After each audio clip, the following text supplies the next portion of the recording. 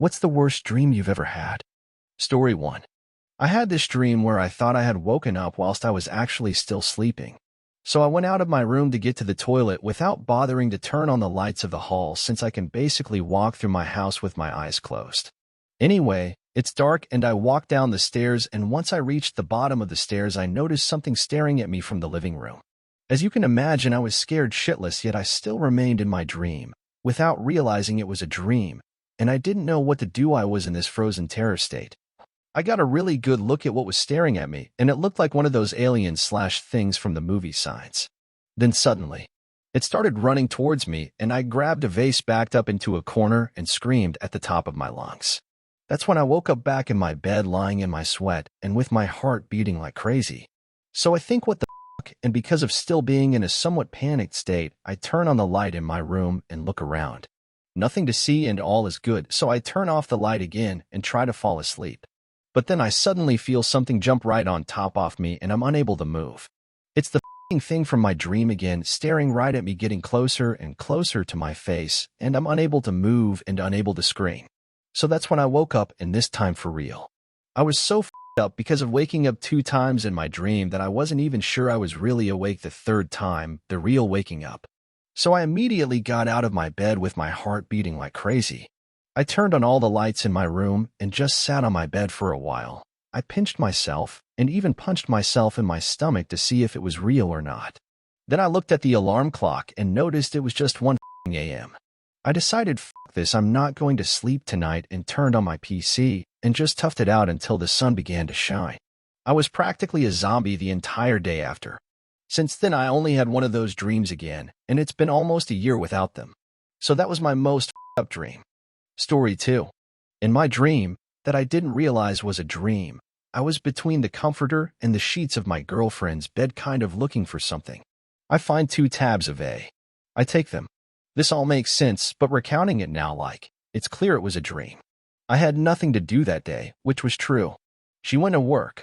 I left and walked back towards my apartment. I got coffee at the shop where I work.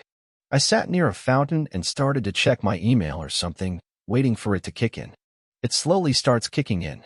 I can feel it, all the weird little pings, laughing to myself, feeling truly elated like I was coming up on A.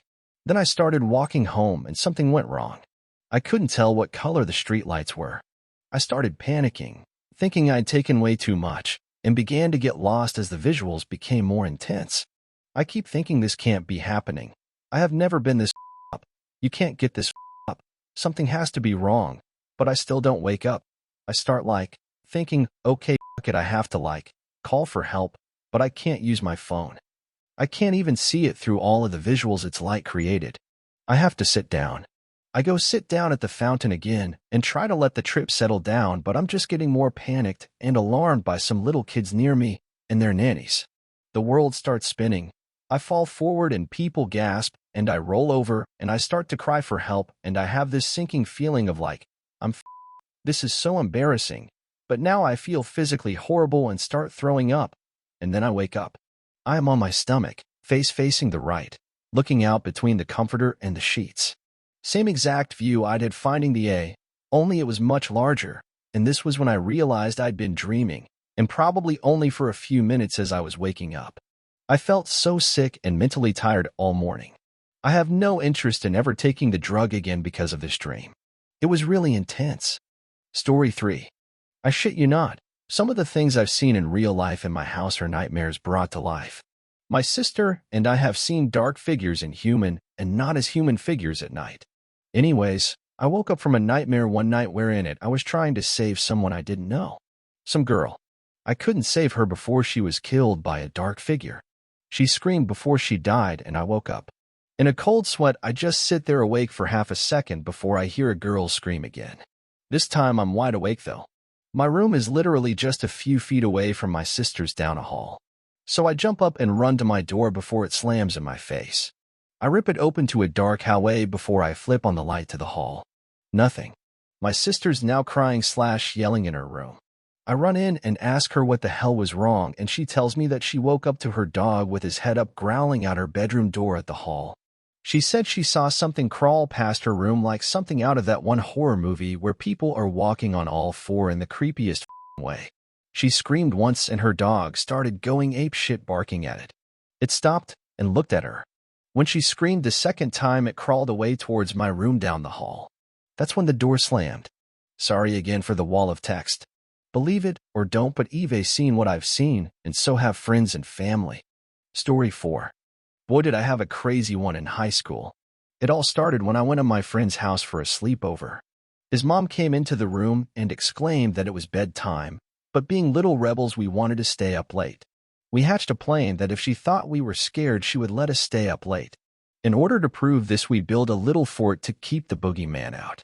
Somehow this worked, and we stayed up all night. Years later, we went back to that long-abandoned house, and to our surprise, the fort had somehow turned itself into a sailboat. We pushed the boat out into the lake nearby when it spoke to me, "Kill all your friends." Scared to death, I tell my friend to run when a shockwave shoots out and impales him on a nearby tree. The rest of my friends make it inside as we hide while this psychopathic sailboat flies around trying to kill us. We tried everything to escape, including calling buses to pick us up, but they were all full. Why we didn't call the police is beyond me. Soon enough, the sailboat turns into a giant black dragon and burns the house down along with all my friends except for myself. Terrified, I ask the dragon what he wants from me, and he informs me that his name is Death and I am needed to comfort his wife. Pretty bizarre request, but who am I to argue with a giant fire-breathing lizard? Anyways, we fly across the countryside for hours, seeing various sights along the way, including a forest full of seductive trees. When we finally arrive, I see a faint outline of another dragon when Death pulls out one of his ribs and places it in the ethereal dragon. The dragon then comes life when my mom wakes for work. Why did Death need me? Was I going to become some kind of dragon sex slave? I will never know. Story 5. For years, I've had a recurring nightmare so frequently that I know it's a dream every time it's happening, but I can't do anything about the storyline or the fear or the realness of it. From a hallway which stretches into the distance as far as the eye can see, kind of like the hallway in The Matrix, I enter a room in which everything, the furniture, the walls, floor, ceiling, everything is covered in a crazy variety of patterns in black and white. Stripes and houndstooth and plaid and checkers and fractals and polka dots. Confused as to why I am there and why it looks like it does, I sit down on a couch. Eventually, I notice some of the patterns on the couch are moving slowly. And then it hits me. I realize that the couch isn't moving. It's a person on the couch with paper white skin and clothes and crazy black and white patterns, starting to stand up, looking straight at me. He's been there the whole time but was camouflaged.